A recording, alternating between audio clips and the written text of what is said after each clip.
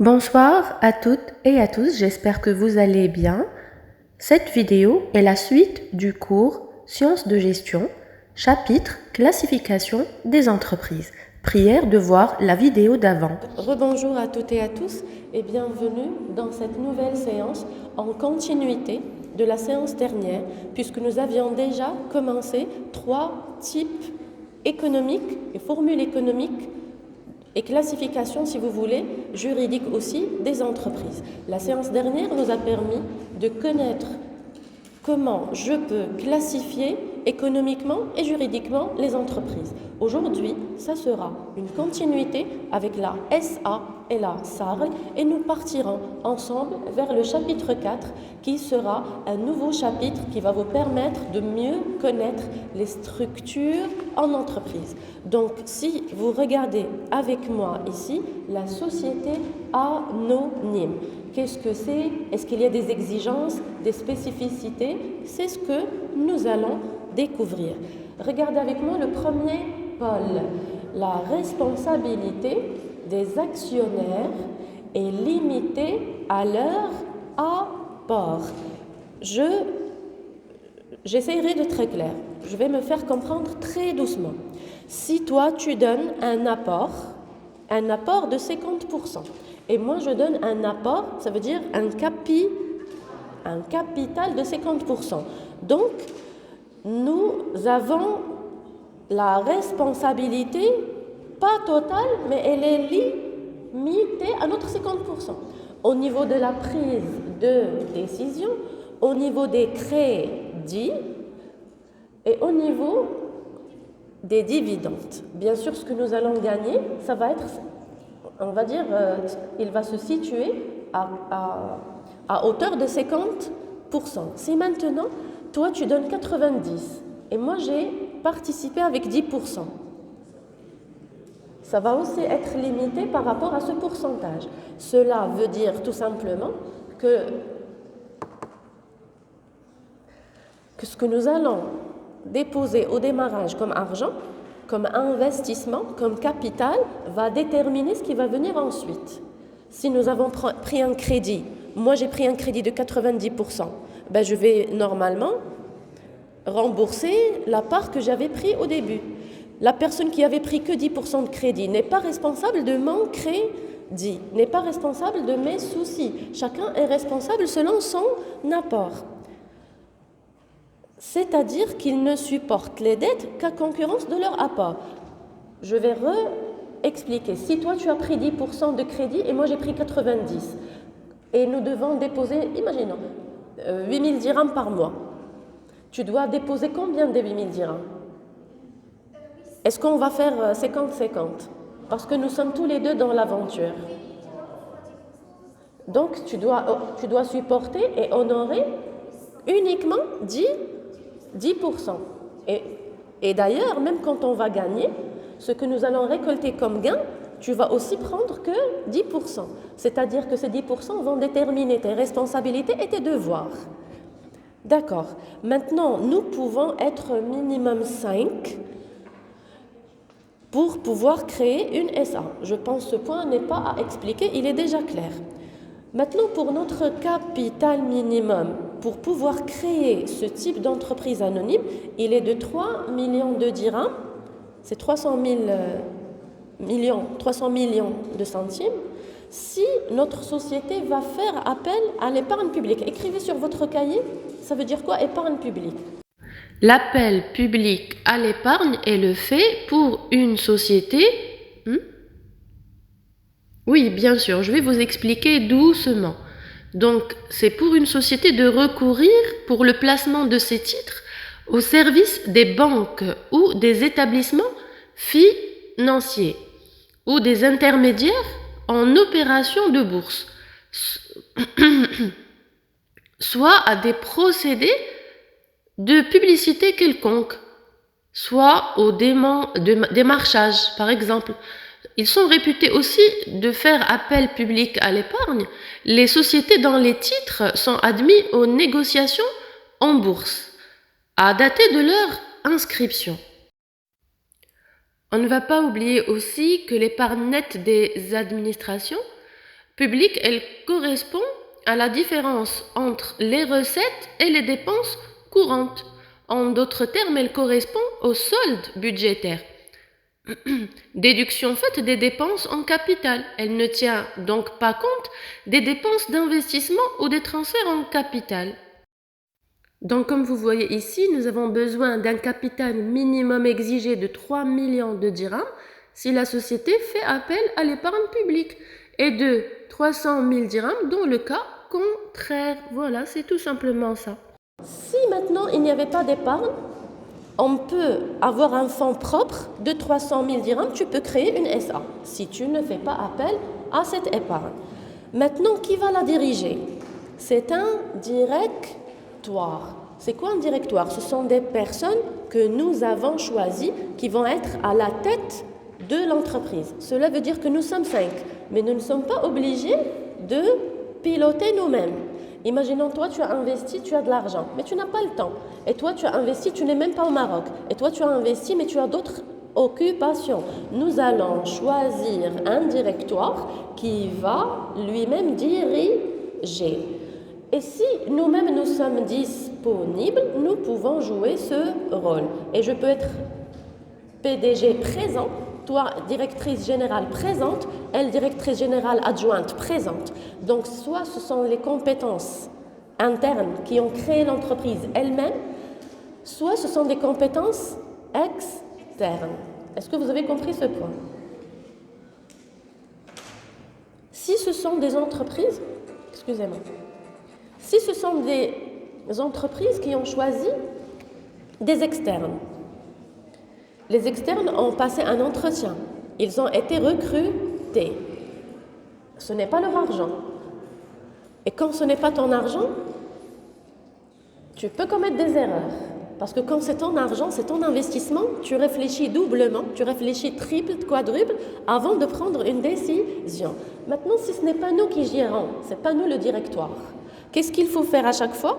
Il faut contrôler et nous devons jouer le rôle de conseil de surveillance. Ça veut dire qu'on doit venir une fois par semaine, nous asseoir avec eux dans le cadre d'une réunion de débriefing. Il faut débriefer, savoir ce qui s'est passé, ce qui ne s'est pas passé, les objectifs atteints, le chiffre d'affaires, il a doublé, il a chuté, l'état interne, la situation.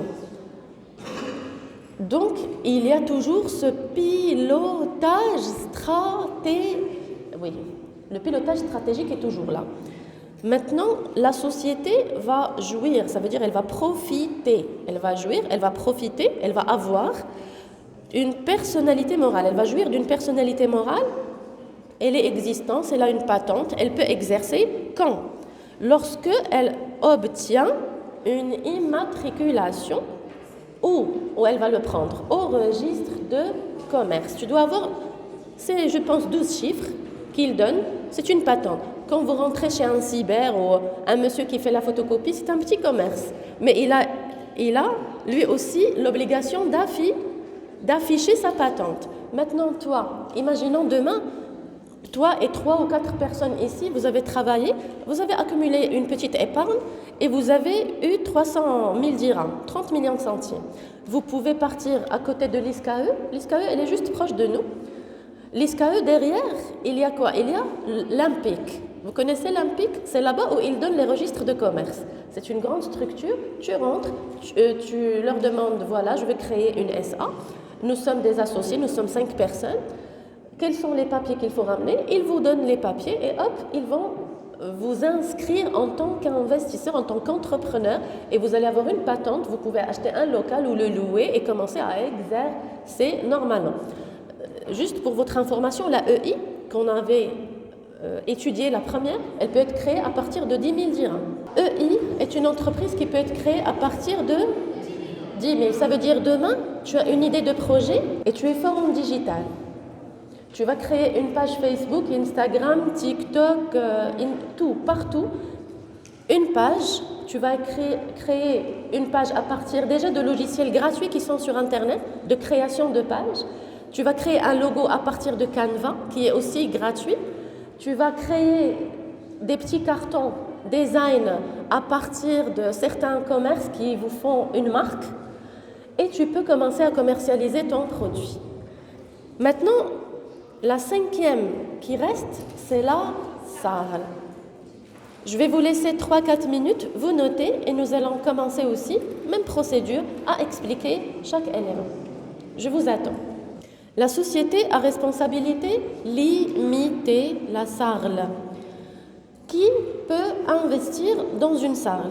Ce sont les petits projets, les projets modestes, adaptés au projet. Regardez, la dimension, elle est modeste. Ça veut dire que ce n'est pas un grand capital, ni un grand effectif, ni entreprise de grande taille. On va imaginer directement que c'est une TPE. La TPE, nous avons déjà vu la semaine dernière. TPE, c'est entre 1 à 9 salariés. Deuxième qualification ou caractéristique, elle peut être créée par une seule personne. Comment on appelle cette personne? Associé unique. Mais quelle est la différence entre cette situation et l'AEI? L'AEI, c'est une entreprise individuelle. Mais si le monsieur dans l'AEI, il a un problème et il veut faire rentrer avec lui un associé, est-ce qu'il peut dans l'AEI? Non. Qu'est-ce qu'il doit faire? Il doit fermer la boutique. Il doit fermer l'entreprise et recréer une autre. Par contre, ici, c'est quoi la différence? C'est qu'il peut au début démarrer seul en tant qu'associé unique, et s'il a des problèmes financiers ou des problèmes administratifs ou des problèmes de commercialisation, il n'arrive pas à toucher une grande cible ou un problème de distribution de produits. Voilà. Il peut augmenter le nombre et ça peut arriver jusqu'à 50 personnes. Ça peut arriver à 50. C'est souvent un individu qui a une belle idée, il commence, après il trouve des soucis. Il dit comment, moi j'ai pas des camions pour la commercialisation, je suis même pas commercial.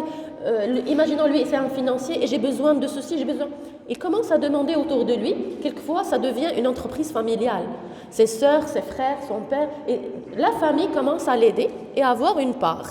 C'est-à-dire qu'on peut commencer à développer le champ d'intervention de chacun qui va contribuer par un capital. Ce capital va s'agrandir et chacun, avec son expertise, va contribuer à la gestion, soit familiale, pour avoir une entreprise familiale, qui est bien sûr un pourcentage très élevé au Maroc et qui dure et qui fonctionne très bien, soit je peux recruter des externes. Maintenant, elle est désignée par une dénomination sociale, c'est-à-dire le mot sarl, tu dois le trouver à côté du nom de l'entreprise. D'ailleurs, quand vous partez chez une droguerie par exemple, vous allez trouver le nom de l'entreprise très grand et à côté vous allez trouver sarl, c'est écrit. Oui, on peut trouver le nom d'un ou de plusieurs associés, Zakaria et frères, et à côté sarl. C'est possible de mettre Zakaria Shop et sarl, donc un seul nom ou deux noms. Mais on ne peut pas s'amuser à mettre 50 noms. Donc il faut déjà choisir quel nom. Il y a des personnes qui disent nous sommes nombreux, on met le nom de famille, c'est mieux. Il y a aujourd'hui par exemple Rahal, vous connaissez Rahal? C'est le nom de famille, mais à l'intérieur qui travaille? Toute la famille. C'est une entreprise pas individuelle. Au début, il avait commencé seul. Et après, il a commencé à rentrer ses frères, ses oncles, ses cousins, ses fils, jusqu'à ce que c'est devenu une entreprise énorme. Est-ce que vous avez compris? D'accord.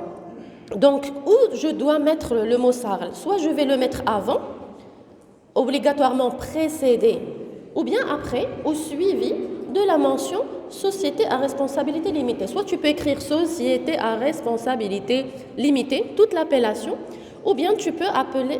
De toute façon, je dois mettre la nomination, soit longue, société à responsabilité limitée, toute petite, ou bien je mets sarl. Et si je suis juste unique et je veux le montrer et le préciser, société à responsabilité limitée d'associés, ça veut dire combien nous sommes? Un seul, unique. Vous avez compris? Si maintenant vous voudriez un jour créer une entreprise, parmi les 5 que nous venons d'étudier, quelle serait l'entreprise qui vous intéresserait le plus, où il y a le plus d'avantages pour vous et le moins de risques? La plupart au Maroc choisissent cette forme. Tout à fait. Parce qu'il y a moins de risques et le fait d'avoir carrément 50 possibilités de recrutement d'associés nous ouvre la porte. Même si des personnes nous quittent, on peut encore recruter d'autres et accepter d'autres.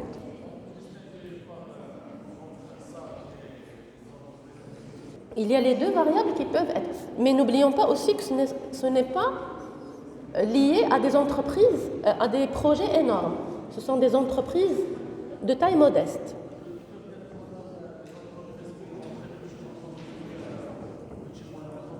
Oui, tout à fait. Possible. Une petite moyenne entreprise aussi. Oui.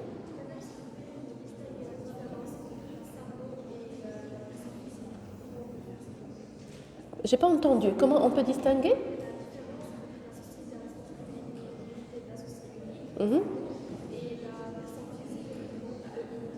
C'est tout simplement ici. La EI, si tu crées une EI, tu n'as pas le droit, juridiquement parlant, de faire rentrer avec toi un autre associé. Dès que tu commences l'aventure, tu es condamné à rester seul. Le jour où tu es dans des soucis financiers ou administratifs ou de commercialisation ou de distribution du produit, et tu ne peux plus honorer tes engagements avec la banque ou avec tes créanciers, tu dois arrêter l'activité. Tu fermes la boutique, tu fais faillite, tu fermes, tu déposes ton bilan et tu dois recréer une autre. L'entreprise individuelle est condamne l'entrepreneur à rester seul. Par contre, ici, tu peux commencer seul et continuer seul. Mais le jour où ça ne va pas, tu peux s'enfermer. L'entreprise continue à fonctionner normalement. Il y aura juste un changement au niveau de notre contrat.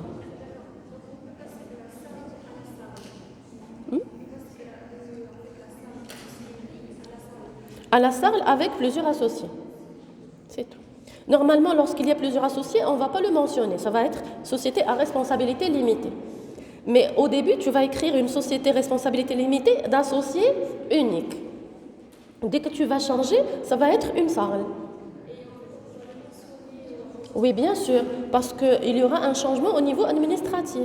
Pour garantir quoi? De chacun de nous selon le rapport financier. Est-ce que ces points-là sont clairs? Maintenant, prenez une nouvelle page de votre cahier, écrivez chapitre 4. L'organisation évolutive. Arrêtez.